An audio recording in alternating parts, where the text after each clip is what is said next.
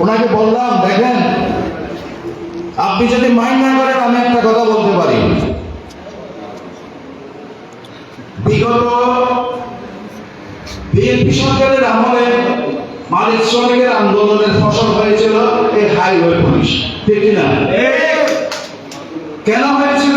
রাস্তায় ডাকাতি বন্ধ করার জন্য। তারা রাত্রে ডাকাত পাহারা দেবে, আমাদের চালকরা নিরাপদে গাড়ি নিয়ে যাবে। কিন্তু পরিশেষে আমরা রেজাল্ট পেয়েছি কি? আমরা রেজাল্ট পেয়েছি আমাদের শ্রমিকরা রাত্রে গাড়ি চালাইতে চায় না, বিশেষ করে ট্রাক রাত্রে গাড়ি চালাই না।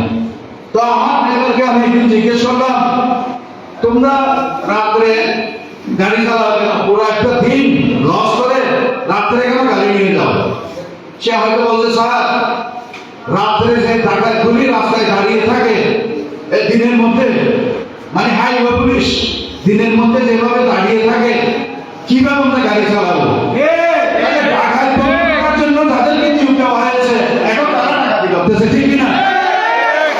এখান থেকে আমাদের উদ্ধার করতে হবে। আমি বিষয়টা আইনি সাহেবকে বলেছিলাম, উনি আমার দিকে তাকিয়েছিল, আমি সত্য কথা সোজা করে বলতেছি। আপনার এই হাইওয়ে পুলিশদেরকে সূত্র করেন, শ্রমিকদেরকে সম্মান করে শেখান। আপনার টাকা রেখে পিঠ। সেই দিন উনি আমার কথা জবাব দিতে বাধ্য হয়েছিল। উনি বলেছিল, আপনাদের চালক ভাইদেরকে রাস্তায় সম্মান দিয়ে, তার করারও সম্মান দিয়ে কথা বলে উপযুক্ত মর্যাদা দিয়ে ওখান থেকে যাওয়ার ব্যবস্থা করব। কিন্তু দুর্ভাগ্যজনক উনি ওই পজিশন থেকে চলে গেছেন, আর ওনার কাছে কপিও তো চাইতে পারেনি। তা যাই হোক, অতীতে অনেক কিছু কাজ শেষ হয়েছে, আপনারাও জানেন, আমিও জানি। সমালোচনা করতে গেলে নিজের উপর অনেক কিছু এসে যায়। সমালোচনা না করে আসুন আমরা নতুন ভাবে শুরু করি, নতুন মানুষদেরকে নিয়ে নেতৃত্ব সৃষ্টি করি। আমরা যারা না বুঝি আমরা বোঝার চেষ্টা করি। পরিবহন শিল্প, এটা তো একজন ড্রাইভার গাড়ি চালাই বলে তার সম্মান থাকবে না, এটা তো হতে পারে না।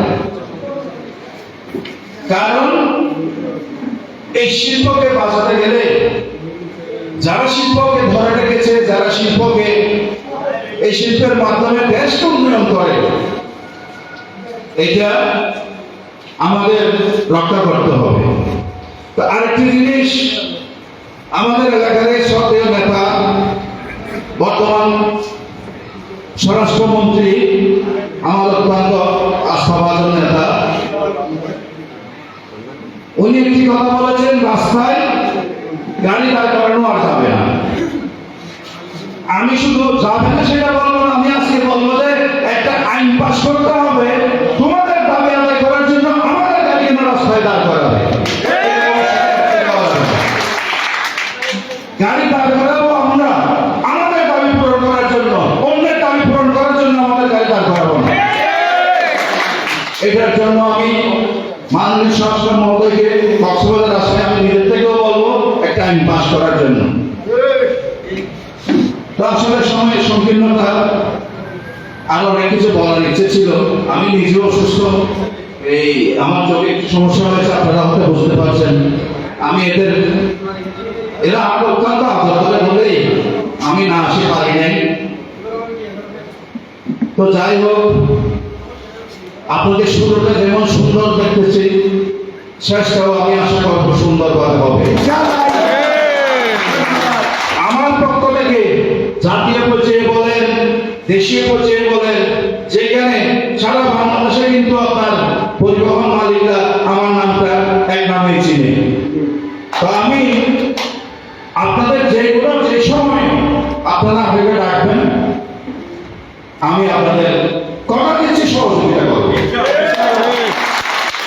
কারণ বসিয়া শ্রমিক নেতাদের সাথে আমার অনেক দিনের পরিচয়, আমি সবাইকে চিনি, না বলতেছি না আর কি। কারণ একটা মিটিং এ আর একটা সংগঠনের নেতাদের ক্রিটিসাইজ করাটা ভালো না। তারা যা করেছে তাদের সময় তারা ভালো করেছে, এখন আপনাদের সময় আপনারা ভালো করবেন, এই আশা আমি রাখতে পারি। তো যাই হোক, চালক ফেডারেশন অত্যন্ত সুন্দর নাম। আমি দীর্ঘদিন থেকে আমি পরিবহন ব্যবসাতে আছি কমপক্ষে 30 বছর। আমি মালিক গ্রুপের নেতৃত্বে আছি প্রায় 25 বছর কাছাকাছি, আল্লাহর রহমতে প্রায় 5 বছর শেষ।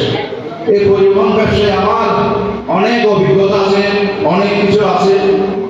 তো একটা জিনিস আপনাদের বলবো, বর্তমান যারা শ্রমিক ফেডারেশনের নেতৃত্বে বিভিন্ন জায়গায় শ্রমিক সংগঠন আছে, জেলা সংগঠন আছে, এই সংগঠনগুলি কিভাবে চলে আমি নিজেও বুঝি না।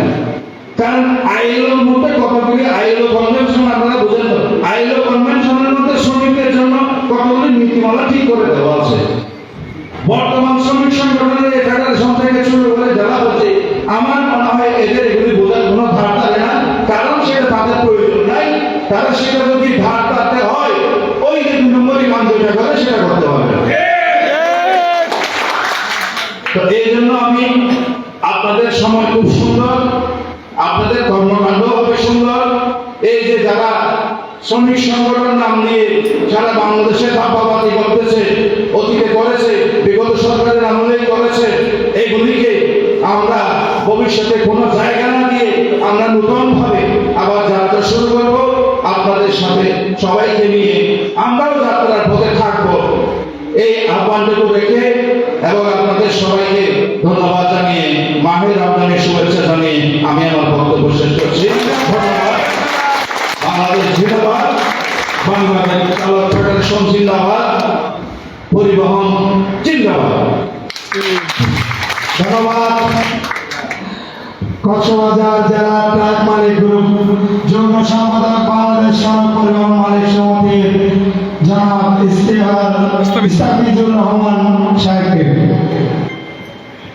বাংলাদেশ সড়ক পরিবহন চালক ফেডারেশন সড়ক এবং চালকের মানবন্ধনে যে একটি প্ল্যাটফর্ম তৈরি করার জন্য